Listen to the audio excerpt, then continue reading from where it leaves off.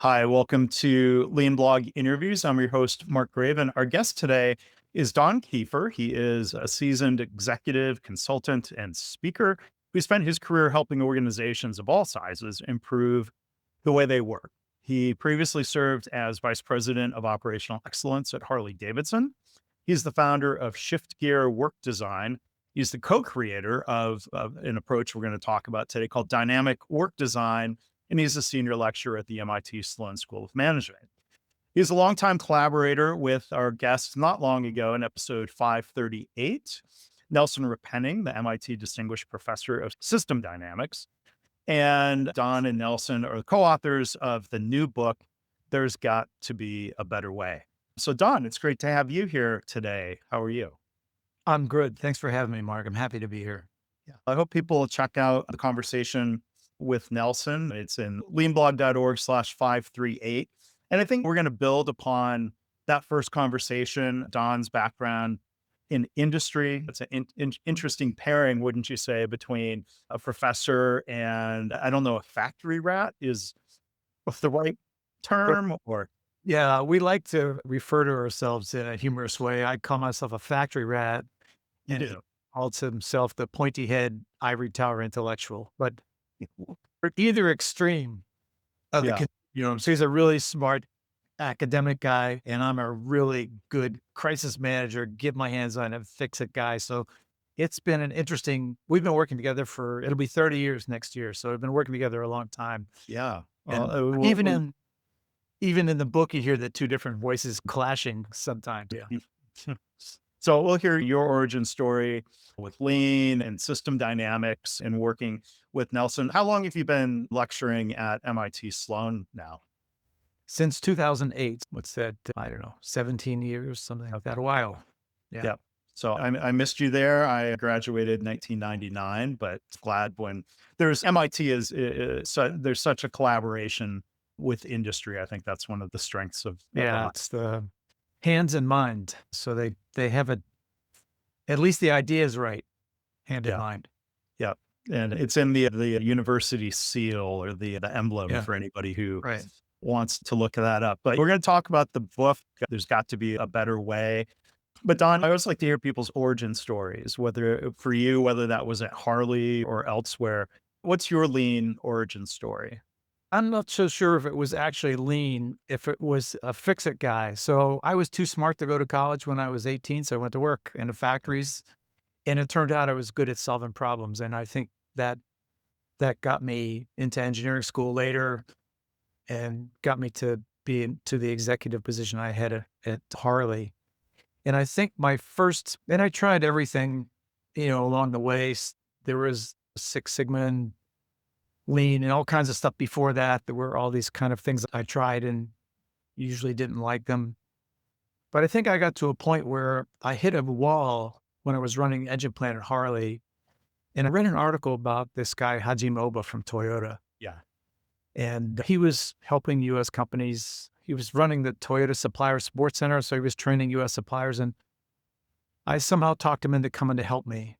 And that's really when the lights went on, working with him and his team, because he got way beyond the tools, which kind of driving me crazy. Or people would say, we have to do this and do that. I said, why do you do that? That's because you're supposed to do. I was like, and Right. so from Hajime Oba, I learned the thinking behind all this stuff. And it really helped me and explained why a lot of stuff I did had worked and really completed the thought process. And that really got me going.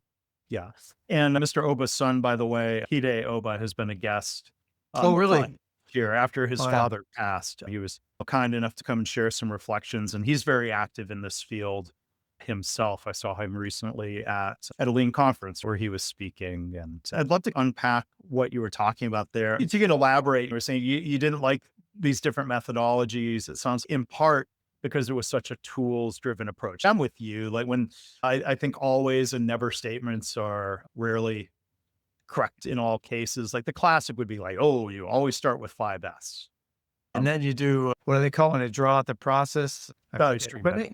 yeah, value stream map. I said, why do you do a value stream map? And of course, once I started working with Mr. Oba, the first thing his people told me was, yeah, everyone makes the same mistake. That everyone does a value stream map and then they look at it. He's like, okay, we did it, right? It's no. And even with Oba, we got to a point where he was pushing me to do things in my plant, which didn't make sense in a motorcycle, a US automotive motorcycle engine plant. Made sense in Toyota. If you want to be Toyota, then you would have to do it Toyota's way. But I was more interested in the thinking, and he was pushing me to do things, rituals and specific things in practices that did not fit our culture and would only cause me trouble with the union and other people. And I found other ways around it. And so that's when we parted ways. But my goal with him was, I want to understand his thinking. I wanted to be able to predict the question he was going to ask me. And then we made it. Nelson and I was working together by then for many years already. And then I wanted to make the pivot away from physical work, because by then I was an executive. I wanted to turn it to intellectual work, engineering, executive work, strategy, legal, supply chain, all this other kind of stuff that was happening around me, not just physical work on the floor. But that was the big turning point for me. It was when I got the big aha moment about how Mr. Oba's mind was working, and was pretty much able to predict what he would say and imitate him. He was a very distinct personality, and people would laugh. Oh yeah, I worked. That's exactly how Mr. Oba would say it when I'd be good. Anyway, It's interesting that from your perspective, he was a little bit off track. And what's an example of kind of a ritual or approach? Was it a matter of not fitting the Harley culture, which I don't know, but like when I was at General Motors, I was in an engine plant. So heavy on machining. Yes, there was assembly, different processes, but I think the good plant manager I had with the NUMMI background had the thought process embedded within him at that point by Toyota people. But what comes to mind about something that you thought was bad fit? I'll give you the one specific example that made me sensitive to it, and then I started seeing it other places, was the area that I asked him to come help me with. And first of all, he almost walked out because I kept giving him these big speeches about what I needed to do, and I wouldn't answer his question, what's the problem you're trying to solve? And then I got mad at him because he kept asking me the same question. What the hell are you talking about?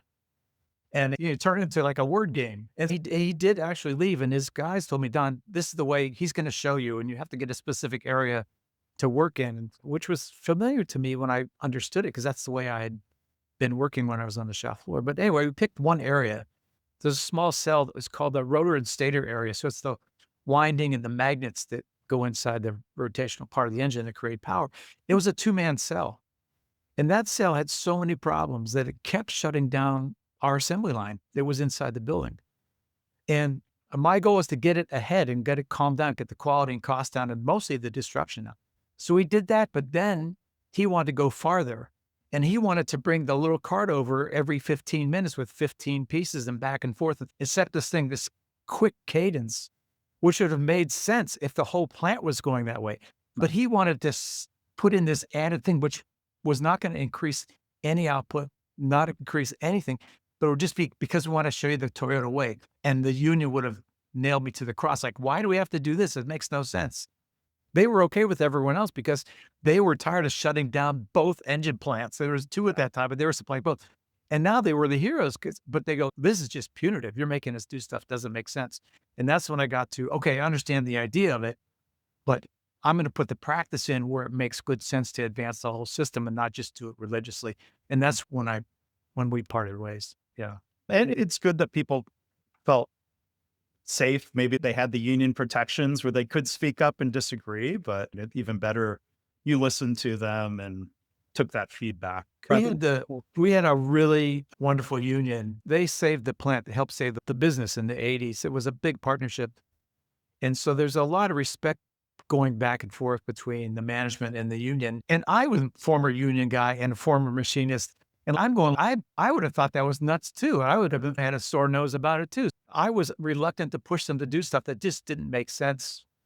Anyway, so yeah, it was based on respect though, and a broader sense of how do I engage people that this is good, it's a better way to work, and it's more productive instead of it's something the boss is telling you have to do and you don't understand. And it was really that sensibility that I had. Yeah.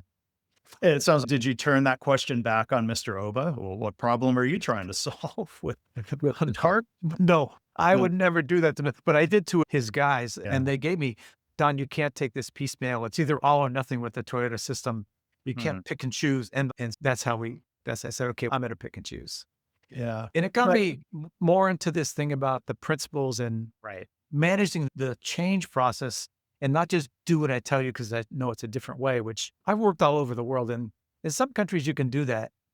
Some places in the US, you can do that. You can, because it runs like you just do what I tell you and people get that and it works. But that wasn't the way in Harley you could do No. things. Yeah, in some settings you can get away with telling people what to do, but I don't think that's what leads to a world-class organization. Compliance Yeah. culture versus continuous Right. improvement. And especially moving off the factory floor where the work was mechanical and repetitive and it was time studied and all this kind of stuff. And you start talking to engineers, finance people, lawyers, executives in other places, and they're going like, you're not telling me what to do. Help me think about show me how to work better my way. And so that I can be part of it. I'm in, but you're just not going to write rules for me. I'm the president of the company. The day I resigned from Harley, I went into the president's office, Jim McCaslin, and I said, Jim, you're probably tired of me telling you what to do. He goes, you're damn right. And I resigned because I was in that, we have to do this, we have to do that. And he didn't like that. And I think that was a big part of the pivot for me into intellectual work. Yeah. And when you think about principles or the Toyota system at a higher level, yeah, it's a holistic system. And I think that includes encouraging, making it safe for people to speak up, whether that's pulling the andon cord, pointing out a problem, not punishing them for doing so, engaging employees. It's harder to piecemeal, I think, that at that level. And maybe this is what you're getting to with principles and overlap with dynamic work design. How many organizations out there are embracing some of the approaches, but not, for whatever reasons, engaging their staff in improvement? Or if you look at a different framework, the 14 principles of the Toyota way, coming from Jeff Liker's book, I see a lot of organizations that struggle with principle number 1 about long-term decision making. And they wonder why. I think that's a failure mode when people piecemeal those principles. The way you frame it, let's say, as dynamic work design, is that something that is really best embraced as a holistic approach? The difference with dynamic work design is it's not principles about leadership or how you should act. It's not be long-term or quality first, which can be interpreted many different ways, especially in different situations. So our 5 principles are about the work, not about people. But it's done from a position of deep respect for human work. And so this is the way we organize human work. And we organize the human work that way. It's not always nice and easy, but it does respect the people at any level doing the work. And it gives respect to the president of the company and their role, and as well as to the person mopping the floor. So I think respect comes out of the method, as opposed to, if you just ask people what lean means or Google it, you're going to get 50,000 different definitions. Sure. And it's not about an attitude that a person has. It's about how you organize the work. And I think that's one of the big differences. Jeffrey Liker and others have done good work helping people understand, but they've got an articulation of what's really happening that someone else might come up with 6 of looking at the same system. Sure. And like even the word lean comes from MIT. It's not, Toyota doesn't call it lean. I've seen them begrudgingly acknowledge that a lot of the world refers to TPS as lean, but then you have so many divergent paths of fidelity to TPS or things Mr. Oba would have taught. Yeah. So for people who didn't hear the episode with Nelson, and I hope they'll go back and hear his perspective too, what's your quick definition of dynamic work design? My quick definition would be, it's an approach to improving work underpinned by 5 principles of good work design. And can you share those in brief? Those 5. Yeah, so the first one is about homing in on the right problem. So solve the right problem and solve it the right way. So a lot of people start with a solution in mind, and they don't really get down to what's the physical problem.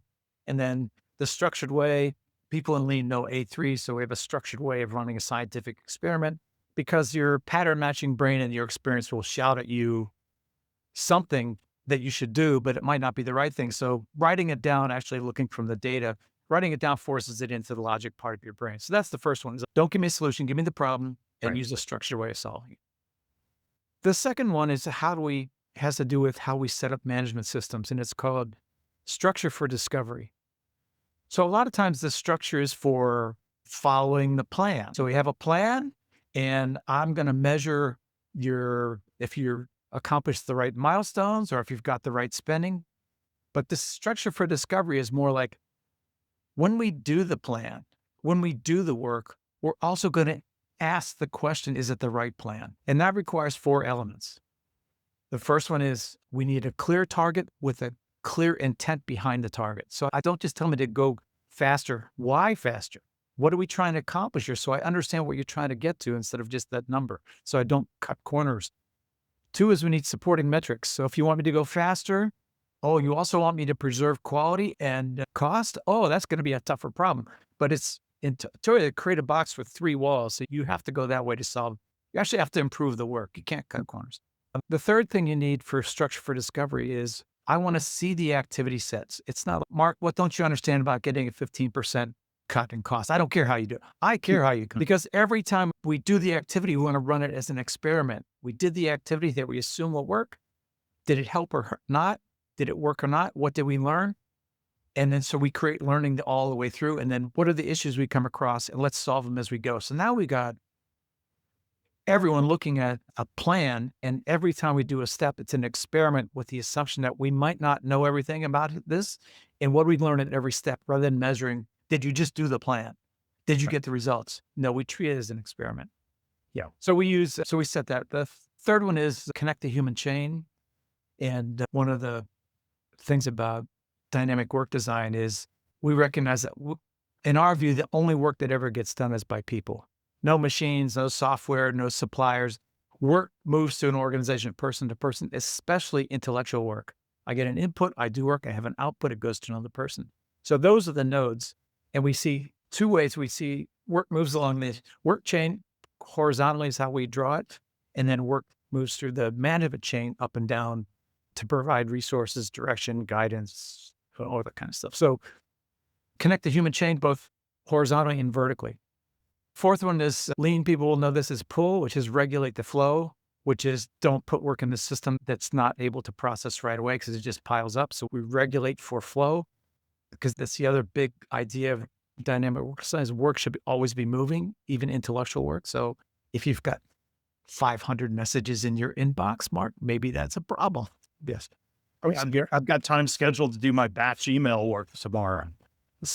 Yeah. So intellectual work is hard to see. And that's part of the big problems. We can see physical work, we can see when the assembly line stops, but can you see when a project hits an issue or when, decisions get stuck? We can't really do it. So the 5th principle is visualize the work. And we do that with all kinds of tools, Post-it notes, their computer visualizations. But once we can actually see the work, then all this kind of tricks that we use in physical work come into play.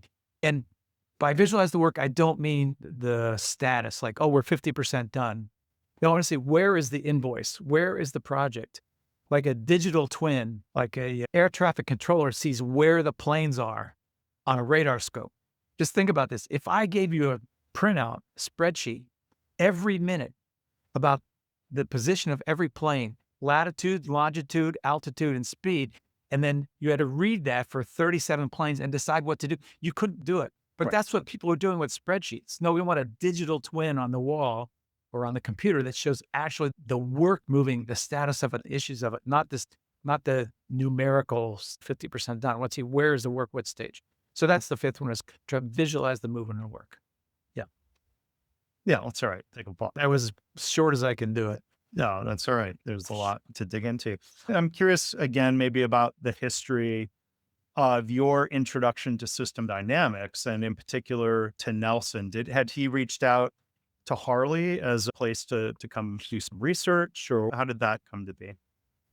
Nelson was a newly minted PhD. I think he was like 26 years old. And he had gotten a grant from the National Science Foundation. And one of the stipulations of that grant was you had to have an industry partner to do your research. And so he was reaching out, and a guy by the name of Ron Hutchinson, who was the vice president of quality, who's passed away now, but he asked Nelson and team to come to Harley to help them figure out the next step of quality to increase quality at Harley. And as it turns out, he basically said, you've done a lot of stuff in manufacturing. Now you got to fix the design so it's easier to manufacture. And they were walking down the hallway one day, the two of them, and I'm coming the other way. And he says, "Oh, you ought to talk to this guy because he's changing everything. He's got this engine project and product development, and he's really up in it. You got to talk to him." So we had lunch together. And of course, I'm like 15 or 20 years older than he is. But I'm acting like the excited teenager. And he's the newly minted PhD from MIT. And he's like listening like this. Very cool. And I'm going, "Look what I did, Nelson. I did this." And basically, I told him that I had invented a stage gate process because I looked at the way they were doing it and no, it needs to work like this logically. He looked at me and said, "Don, why don't you read a book once in a while? This stage gate process was invented like 30 years ago or 40 years ago." But another time, I showed him what I was doing and he goes, "Wait a minute, I want to talk more about that." And I said, "Why? It's just some dumb thing I did." He goes, "Because there's very little literature on this point, and what literature there is says you should do exactly the opposite of what you did, and your results are stunning. So I want to understand more." Interesting problem to dig into, or yeah, Yeah. So results. all of a sudden, I'm like changing everything like a loose cannon. Here I get this guy who goes, "Well, let's think about this for a minute." And I go, "Maybe this is a guy that can help aim this loose cannon." And he got a ton of energy and primary data from me, and I got like somebody who knows what they're doing from a historical and contextual point of view. And we hit it off. We were both interested in always making things better, and we hit it off right away. Yeah.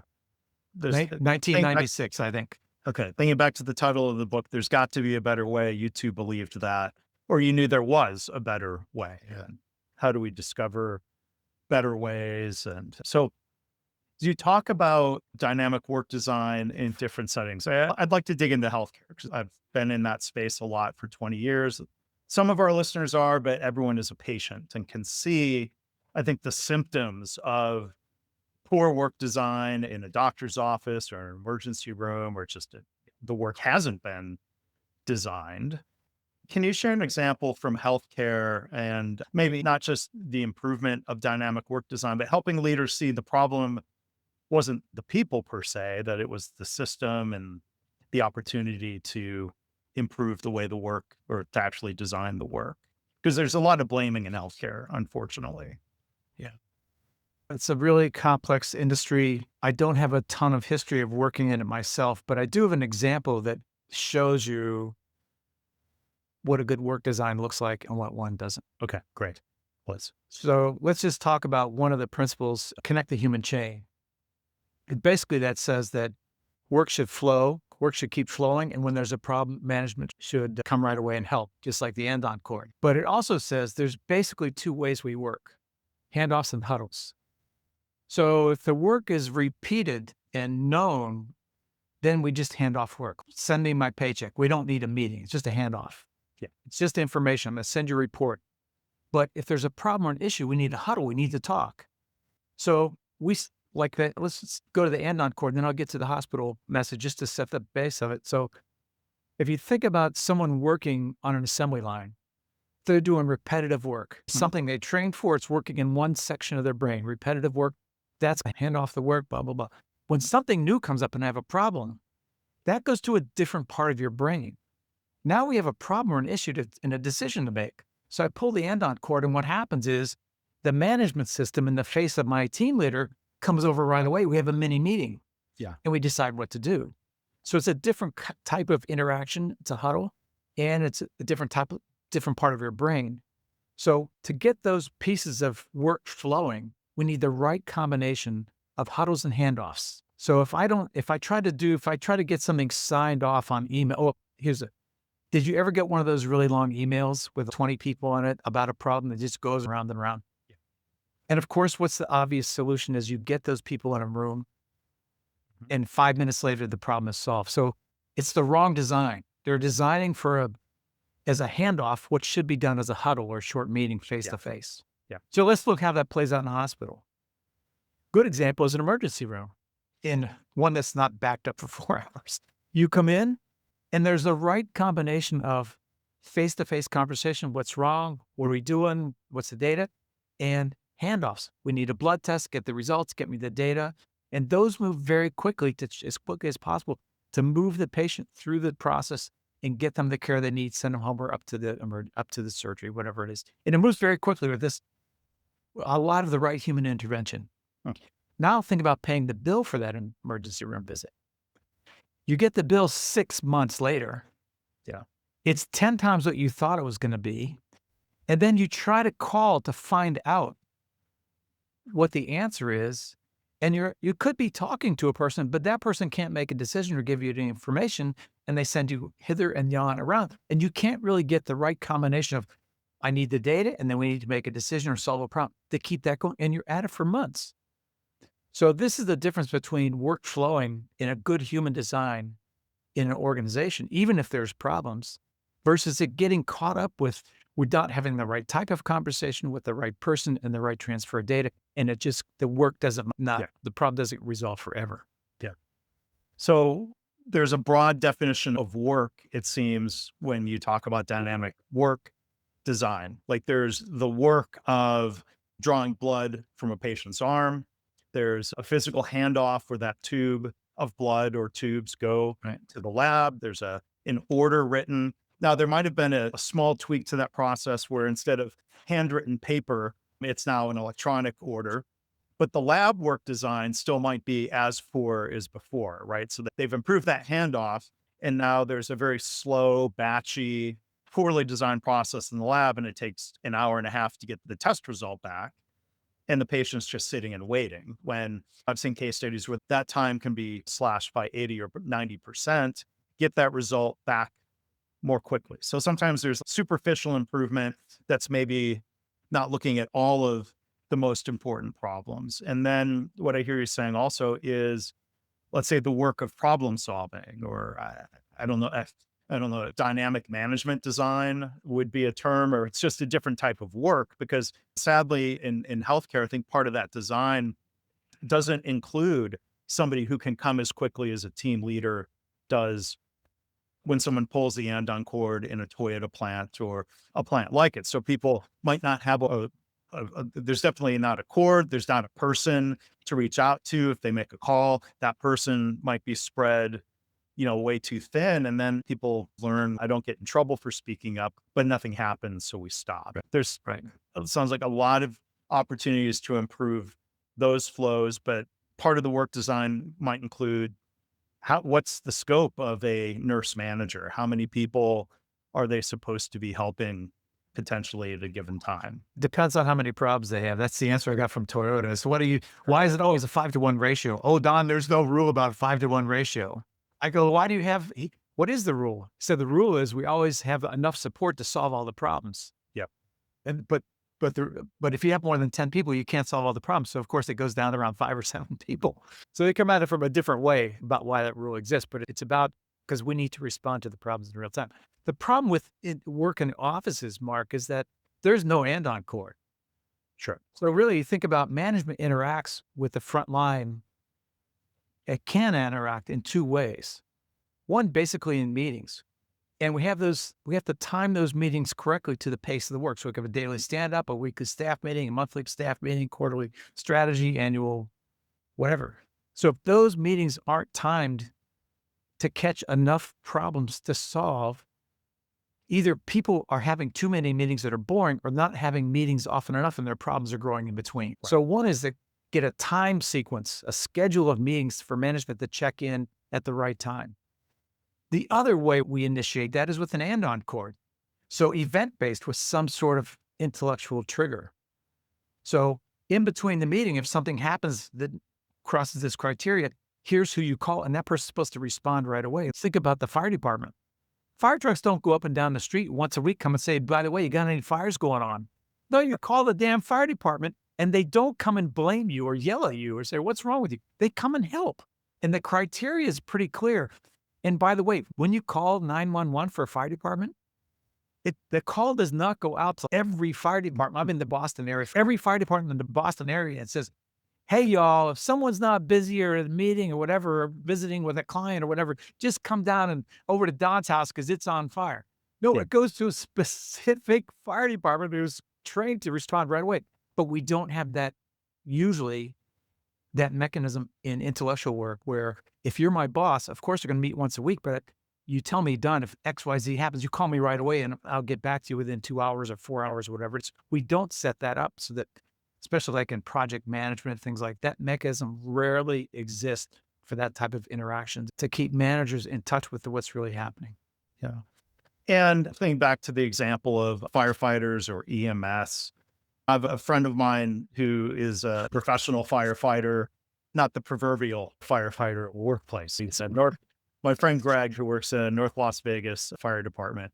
And I've got a chance to visit him. He's an old friend from high school. And I've got to go visit his fire station. And like a very small percentage of their time is spent actually fighting fires. Somebody who is like a manager who is solely focused on a single number would say their utilization is very low. So clearly we don't need as many firehouses. But thankfully, society has prioritized when there is a fire, we designed the system to get a response. And Right. they do other things to fill their time, including inspections and education, what have you. But it seems like a lot of organizations, you read about this in the news recently, of efficiencies that quote unquote come from eliminating layers of management. And like now, but now maybe they're stripping out their ability to react to problems if they're demanding these high levels of quote Yeah. unquote utilization. It's easy to, They strip out layers of management because either the managers or people making the decision have the wrong idea of what managers are supposed to be doing, which is helping and not just telling people what to do and sitting behind a desk giving orders and having stupid meetings, but actually being connected to the work. So I think this is the managers who lose touch with what's really happening day to day work and how it gets done and the problems people face in getting the frustrations they face in getting work done, moving through all the bureaucratic inconsistencies and disconnects and dysfunction to get their work done. The managers don't see that. And unless they're in touch with it, then they're busy. They can make work better. Then they blame the dysfunction on people who are mad or angry. It's like they're not engaged. They're not motivated. Of course not, you idiot. You've put every blockade in the way, and then you blame them then you call it their fault when bad stuff happens instead of being, Right. I'm responsible for good flow and for making sure people have what they need. 5% of the problem is people. My experience, and I've been doing this a long time, over 50 years, 95% of the time, the problems are because of bad work design, not bad people. We've Right. seen executives go, my people are stupid, they're not engaged. And 3 months later, when things are going, they go, wow, these people are so wonderful. Of course they are. Yeah. Because they love Yeah. doing their job. They just don't love fighting all the stupid bureaucratic battles that you make them fight because the work is not organized. Yeah. Yeah. And yeah, instead of, and maybe in some organizations, these layers of management haven't been taught, trained, developed to do these Right. things. So maybe these layers aren't contributing a lot. But boy, if you go back to what problem are you trying to solve? Are you just trying to cut cost?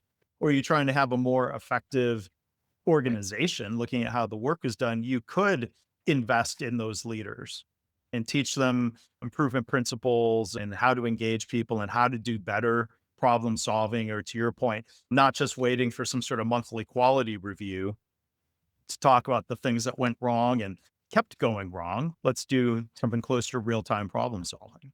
Yeah, and let me come back to why we're a little bit different than most pieces, because we would not teach people how to engage people, or we would teach them how to organize, how to design the work. Sure. Because in the design of work that we have, engaging people is part of the work. Those feedback loops are there. Those triggers are there. So I think once they design the work better, then they get the result with the people that they want. The culture comes out of the repeated behavior of the work. Instead of teaching people you shouldn't really be drinking a quart of whiskey a day, and then you send them to the bar to their friends. So let's fix the bar instead of preaching at them. Do it. And I think the other big piece of dynamic work design is the approach. And that's really the heart of it. The principles, people see the principles, but the principles are diagnostics. The way we do the change is the approach, which is start small, pick a specific problem. So in your hospital case with the lab, what's the problem we're trying to solve? And you don't have to invent the entire perfect system, but say we made this electronic thing fast, but now we're waiting for 7 hours for the piece to come to the lab. Okay, let's go fix the throughput in the lab then. So it's always, let's go to a specific problem. Where's the problem the biggest? And if you do that, what happens is when you solve one problem, you see the next. And the system begins to as a lean person, the system begins to prioritize what is the next biggest problem to solve if you do that. And generally, you get to fix the whole system, but a piece at a time instead of coming in with 6 weeks of training of the hat you have to wear, where you have to stand on the floor, the words you have to say, Hajime chart and Kanban. And instead of using English words like there's an order card or there's a line balance, you have to do all this religious stuff instead of let's just go solve problems and understand them clearly based on the work. And then we find the behavior follows that. Yeah. So what is an entrance point for dynamic work design into an organization? Is it like somebody were to reach out to you or Nelson, is it usually a plant manager, a VP of ops, sometimes a CEO? What level in the organization is at least amenable to this idea of a different approach to work design? Good question. Usually because we don't really do marketing or advertising. It's mostly word of mouth and teaching, but we're mostly exposed to mid-level to high executives who have a problem and they think this sounds like new and they want to solve a problem. So the entrance is always someone with a problem. They want to understand dynamic work design, but we're not teaching dynamic work design. We're teaching them how to solve a problem using a framework. Yeah. And the idea, the principle based is you get the same problem and shows up in a completely unique way in every different organization. So you have to come in and solve the problem and then learn. And that's the entry point, is someone who's got a problem. And usually it's mid to upper management. Yeah. And I imagine you have to reach agreement on how we're framing the problem. That's a really interesting point. The hardest thing about this is not doing the fix. The hardest thing about it is to get the leader to articulate what the problem is. I want to get this software in, or these people are mad, or these people aren't doing what I want. It's not like we have to get them down to, hey, sales are at 75%. I need them at 80%. Sure. Or it's taking 15 days to do this. I need it in 5. To get them down to a single sentence with no attribution, with no solutions, no assumptions, and just like, what is the physical problem and where does it show up? Once we get that, then we can go in 30 days, 60 days, make 30, 40% improvement or more. Then I go, okay, how'd you do that? Now they're hooked. But that's the hardest part, is they're thinking, and we have to do a big program and you get these big strategy books in or new software. We've never done any software and never reorganization. We always start small. And once they see that spark, Mark, then they want more and they begin to see how to take it to scale. Same thing. A lot of the good lean people work the same way. They don't come in with a big 12-week training program. Yeah. There's times where I've been brought into an organization where I've thought the framing of the problem was either what the Toyota people would call a big, vague concern. Yeah. Instead of a tightly defined problem statement, as you demonstrated, or there's levels of blaming where, as you touched on, like blaming a methodology and blaming the people. Like this happened twice in a year. Hospital systems, lean or lean Six Sigma or OpEx or however they were labeling it. Oh, it's not working. So they're blaming the methodology and our people aren't engaging with it. Right. So there was that level of blaming. And then it doesn't take long to come in and talk to people. And the answer in both these organizations was staff members very consistently saying, like, all management cares about is cost. And sure enough, that doesn't engage people. But when you can engage people in making the work easier, better, faster, that engages people and it leads to cheaper. Sometimes leaders like, I wanted you to fix my people. Okay, we don't have a whole lot to. Yeah, I don't work for people like that. Yeah. No, I have one short story on this, if you got time. Is that I worked in a smallish manufacturing company, and I'd been there a couple times, and the VP of HR gets me aside in the hallway and says, Donna, I have this program to improve the morale in our company, and I just want you to look at the presentation before I give it to the staff, see if you can help me with it, because you've gotten credibility here, and I trust your advice. And I said, well, first of all, what makes you think there's a morale problem? She goes, what do you mean? Everyone knows we have a morale problem. I go, really? Yeah, everyone knows. I said, where did you see it today? She goes, what do you mean? I said, you came into work, got your coffee, did some email, did this stuff. Where did you see the morale problem? Where did it physically show? This is a very hard question for her to answer, because it was stuffed way back in her mind and turned into this big religious belief. Yeah. Turns out in the staff meeting, the head of sales and the head of manufacturing have been at war for years. Yeah. One's saying, why don't you build what we sell? And the other one's saying, why don't you sell what we build? And they can never, of course, you always want to do new products. That's the salesperson, and the manufacturing person wants to make the same thing over and over to lower cost. But they never reached an agreement on a nice blend of that. And so what happened was they turned it into tribal warfare. And the whole plant was like, either you're on sales side or you're on the operations side. It was a total war. I said, you don't need a $1 million program for picnics and family things and games and gold stars and hugs. You need to put those two people in a room with a facilitator and lock the door until they come out with what the plan is going to be that they can both live with. And then you put them on a stage in front of both sets of employees and they talk about it together. Then your morale problem will improve. Yeah. But she just couldn't get past, she had articulated, oh, it's a morale problem, but she'd never really thought about, where'd I get that idea? Where can I go see it? And I think that's what people like you and I do, is help people. Let's get down to a specific problem that we can go see and solve. And then all the meetings will go away. Yeah. Yeah. Again, our guest today is Don Kieffer. The book is titled There's Got to Be a Better Way, co-authored with, again, our previous guest, Nelson Repenning. One other, maybe a final question, just going back to MIT Sloan. We're saying people like us, people who are very operations minded.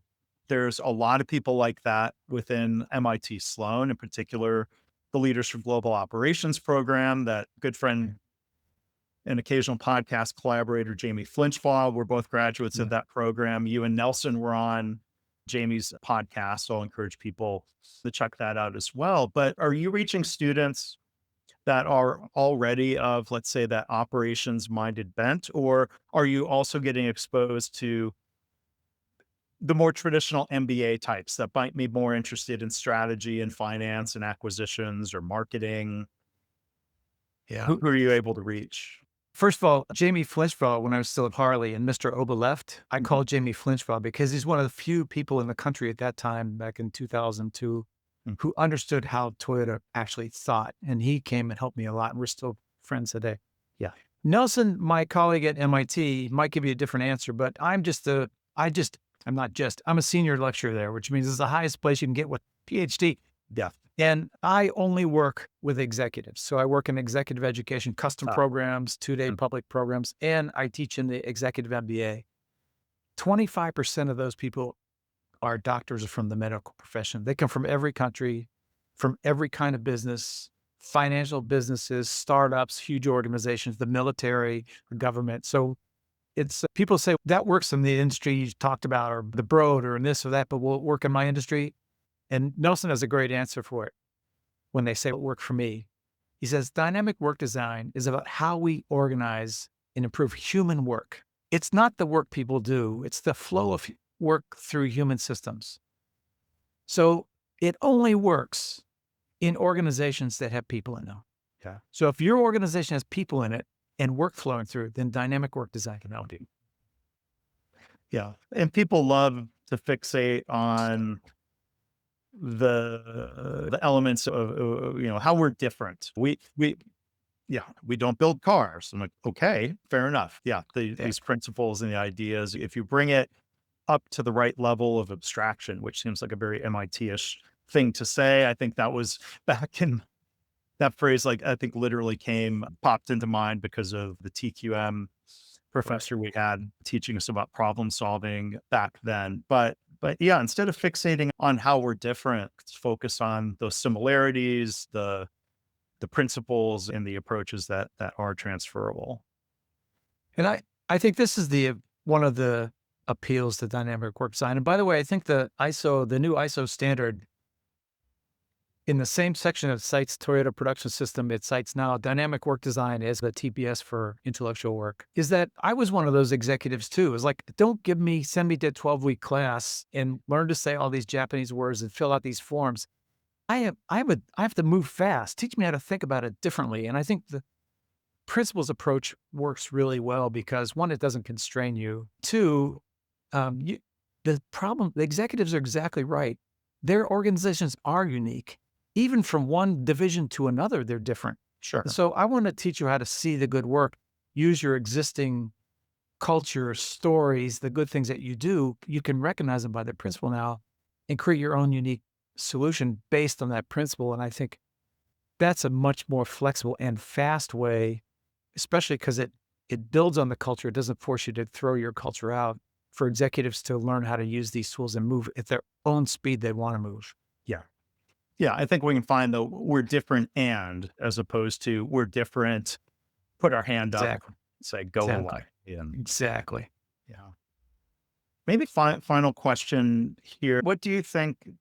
This will end on like a high level question. What would your hope be for the economy, businesses as a whole? How much potential is there for organizations, whether it's software companies, insurance companies, startups, big companies? If companies were applying dynamic work design, is it almost infinite potential in terms of performance and making people's lives better as the consumers of these different services?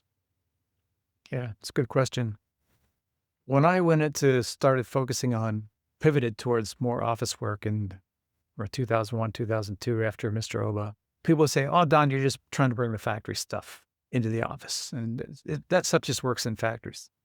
My experience, Mark, is that because intellectual work is almost infinitely compressible, it works far better in the office area if you know what you're doing. You're not hitting the laws of physics. Right. If you have a stamping press, you can take all the waste out with 1 minute setups, but you still got a stamping press. In intellectual work, I can make that stamping go away. So it's infinitely compressible.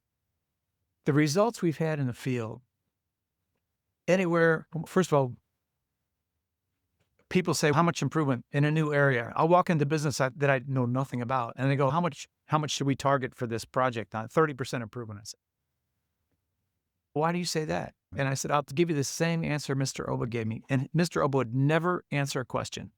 He always said, what do you think, Don?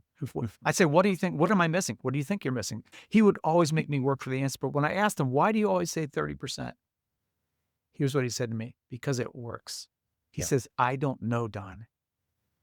And I'll tell you from my history, I've very rarely been denied 30% improvement first time through in the first 6 weeks. I've seen 100, 200, 300%, 1,000% increase, depends what we do.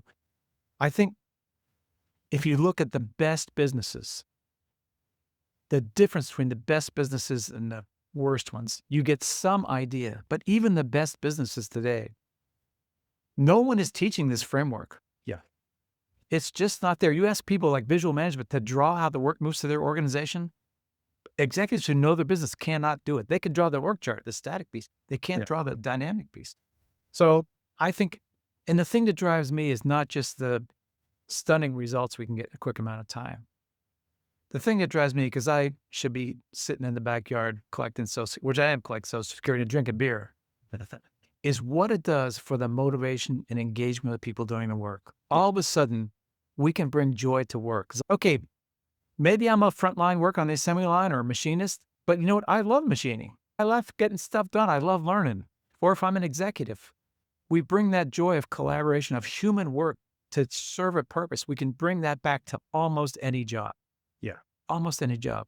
And to see people's faces light up when they're producing 50% more, and then the people around them begging them, when are you going to come do that for us? Think about that, Mark. People begging you to be more productive because it's a better way to work, a more human way to work. Yeah. That's what keeps me going. Yeah. That's very So I don't know where the top line is, but it's pretty high. Okay. Yes. The human impact, not just as customers, but as people working in these systems. I agree with you, Don. Thank you so much for being here on the podcast. Again, just to recap, the book title is There's Got to Be a Better Way. I keep wanting to say there's gotta be a better way. And I feel like Yeah, you could say that. You could say there's got to be a better way. Yeah. that more clearly. There's got to be a better way. There's got to be more we could talk about, but I think we'll wrap it up here for today. Don Kieffer, thank you so much. Hopefully, let's find something else to talk about again in the future. Yeah. Happy to do. Thanks for having me, Mark.